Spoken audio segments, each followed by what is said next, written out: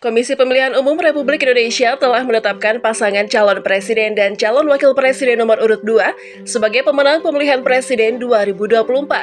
Prabowo Gibran memperoleh 6.214.691 suara sah, setara dengan 58,6% dari total suara nasional. Dengan kemenangan ini, menarik untuk disimak siapa saja menteri yang akan bekerja di bawah pemerintahan Prabowo Gibran, terlebih lagi menteri dari kalangan wanita. Nah, berikut ini prediksi Sri Kandi Menteri Kabinet Prabowo Gibran 2024-2029. Grace Natali, Menteri Pemberdayaan Perempuan dan Perlindungan Anak.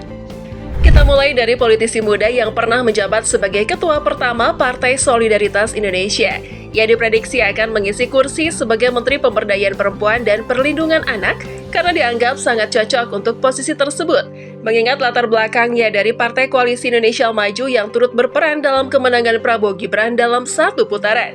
Nama Grace Natali sangat diduga kuat untuk masuk dalam jajaran Sri Kandi Menteri. Sebagai politisi berusia 41 tahun yang dianggap mampu mengemban tugas di Kementerian Pemberdayaan Perempuan dan Perlindungan Anak. Sebagai perempuan dan mantan ketua partai, ia telah memiliki pengalaman dalam memberdayakan perempuan. Selain itu, ia juga kerap memperjuangkan isu perlindungan anak dan akan menjadi presentasi perjuangan kesetaraan gender ke depannya. Bagaimana menurut Anda, apakah Grace Natali layak menjabat sebagai menteri di era Prabowo Gibran? Silahkan berikan komentar di bawah ini. Ibu Retno Marsudi, Menteri Luar Negeri. Selanjutnya adalah nama yang terkenal dalam diplomasi dan diprediksi akan terus dipercaya untuk menjabat sebagai Menteri Luar Negeri di Kabinet Prabowo Gibran. Perjuangannya dalam diplomasi dan kinerjanya dalam memperjuangkan politisi bebas aktif Indonesia di mata internasional sangat diakui. Selama pemerintahan Presiden Jokowi, ia telah menunjukkan komitmen yang luar biasa, terutama dalam menangani isu-isu global seperti masalah Rohingya yang mendapat perhatian dunia dan sorotan dari media ternama internasional seperti Al Jazeera, Russia Today, dan The Daily Star.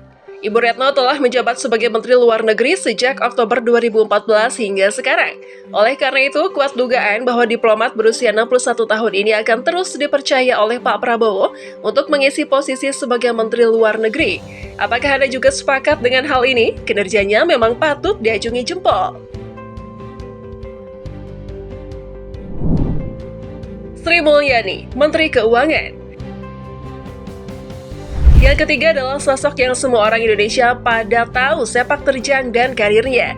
Tidak ada yang meragukan kontribusi wanita berusia 61 tahun ini sebagai ekonom terkemuka, yang merupakan orang Indonesia pertama yang menjabat sebagai Direktur Pelaksana Bank Indonesia. Sebuah jabatan yang diemban olehnya dari Juni 2010 hingga dipanggil kembali oleh Presiden Jokowi untuk menjabat sebagai Menteri Keuangan sejak Juni 2016 hingga saat ini. Sebelumnya, Sri Mulyani juga telah menjabat sebagai Menteri Keuangan pada periode Desember 2005 hingga Mei 2010. Sri Mulyani pernah didebatkan sebagai Menteri Keuangan terbaik di Asia pada tahun 2006 oleh Emerging Markets pada 18 September 2006. Di tengah sidang tahunan Bank Dunia dan IMF di Singapura, ia juga terpilih sebagai wanita paling berpengaruh di 23 di dunia versi majalah Forbes tahun 2008. Dan wanita paling berpengaruh kedua di Indonesia versi majalah Globe Asia pada tahun Oktober 2007. Dengan kontribusi gemilangnya ini, ia diprediksi bakal dipercaya oleh Prabowo Gibran untuk melanjutkan kinerjanya sebagai Menteri Keuangan periode 2004 hingga 2029. Hal ini sangat masuk akal. Susi Pujiastuti, Menteri Kelautan dan Perikanan.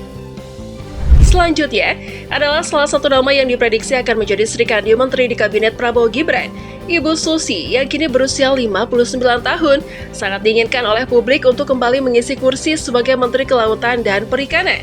Hal ini dianggap rasional karena Ibu Susi pernah memegang jabatan tersebut pada periode pertama pemerintahan Presiden Jokowi. Ia dinilai bekerja dengan sangat baik sehingga kinerjanya di bidang kelautan dan perikanan sangat cocok jika dipercayakan kepadanya lagi. Mungkin Anda adalah salah satu orang yang sangat terkesan dengan kinerja Ibu Susi semasa menjadi pejabat publik, karena ia dikenal dengan kebijakan yang tegas, terutama terhadap penangkapan ikan ilegal. Namanya bahkan dikaitkan dengan kata tenggelamkan, yang merujuk pada hukuman penenggelaman kapal-kapal asing ilegal di perairan Indonesia jika namanya masuk dalam susunan kabinet Prabowo Gibran. Maka bidang kelautan dan perikanan akan dianggap kembali berada di jalurnya yang benar. Apakah menurut Anda Pak Prabowo benar-benar akan memberikan kursi Menteri Kelautan ini kepada Ibu Susi? Silahkan berikan komentar di bawah ya. Titik Soeharto. Titik Soeharto yang diprediksi akan menjadi Menteri Lingkungan Hidup dan Kehutanan di Kabinet Prabowo Gibran pada pemilu 2024. Ibu Titik maju sebagai calon legislatif dari Partai Gerakan Indonesia Raya atau Gerindra dan meraih suara tertinggi di Dapil Daerah Istimewa Yogyakarta dengan total 145.489 suara. Selain itu, Ibu Titik pernah menjabat sebagai Wakil Ketua Komisi 4 di DPR RI pada periode 2014 hingga 2019, di mana bidang kerjanya mencakup pertanian, pangan, maritim, dan kehutanan. Dengan pengalaman dan keberhasilannya dalam pemilu serta pengalamannya sebagai anggota DPR RI, Ibu Titik diprediksi cocok untuk mengisi posisi sebagai Menteri Lingkungan Hidup dan Kehutanan. Namun, keputusan akhir untuk mengisi posisi tersebut tentunya akan ditentukan berdasarkan pertimbangan lebih lanjut dari pihak terkait. Bagaimana pendapat Anda dan masyarakat terhadap nama-nama tersebut yang diprediksi akan mengisi kursi menteri di Kabinet Prabowo Gibran? Silahkan berikan komentar di bawah ini. Hovifah Indar Parawansa, Menteri Ketenagakerjaan. Selanjutnya adalah nama yang mencuat.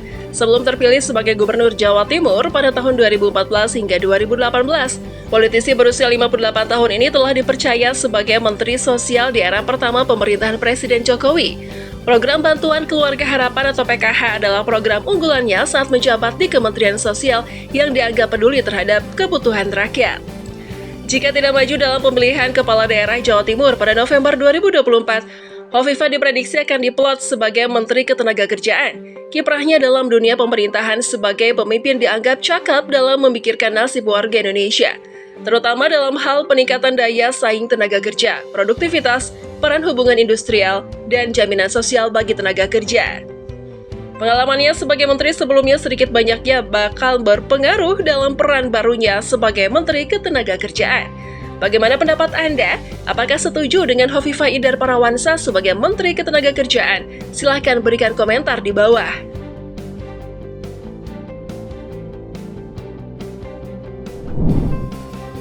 Tri Risma hari ini, Menteri Sosial. Terakhir adalah sosok yang bicaranya kerap tanpa tedeng aling-aling, tegas dan lugas. Ibu Risma, sapaan akrabnya, juga terkenal dengan keberanian dan ketegasannya dalam bekerja. Ia bahkan pernah turun dari mobilnya untuk mengatur lalu lintas saat terjadi kemacetan di jalan yang sedang dilaluinya. Tindakan seperti ini membuatnya dihormati oleh masyarakat dan nama baiknya terus berkibar di tanah air sebagai pemimpin teladan. Saat ini, Ibu Risma dipercaya oleh Presiden Jokowi untuk menjabat sebagai Menteri Sosial sejak Desember 2020. Sebelumnya, ia telah menjabat sebagai Wali Kota Surabaya pada periode September 2010 hingga September 2015, dan kembali menjabat pada periode Februari 2016 hingga Desember 2020. Selama menjabat sebagai Wali Kota, Ibu Risma meraih banyak prestasi, termasuk gelar Wali Kota terbaik ketiga di dunia pada tahun 2015, versi World Mayor Project, serta penghargaan Scroll of Honor Award dari UN Habitat di Nairobi, Kenya, pada Oktober 2018. Penghargaan-penghargaan bergengsi ini diberikan kepada mereka yang telah memberikan kontribusi signifikan dalam bidang urbanisasi. Dengan kinerjanya yang sangat apik saat menjadi wali kota dan kesuksesannya sebagai Menteri Sosial saat ini, diprediksi bahwa Ibu Risma akan kembali memimpin Kementerian Sosial di Kabinet Prabowo Gibran. Bagaimana pendapat Anda? Apakah setuju jika Ibu Risma kembali menjabat sebagai Menteri Sosial? Silahkan berikan komentar di bawah ini.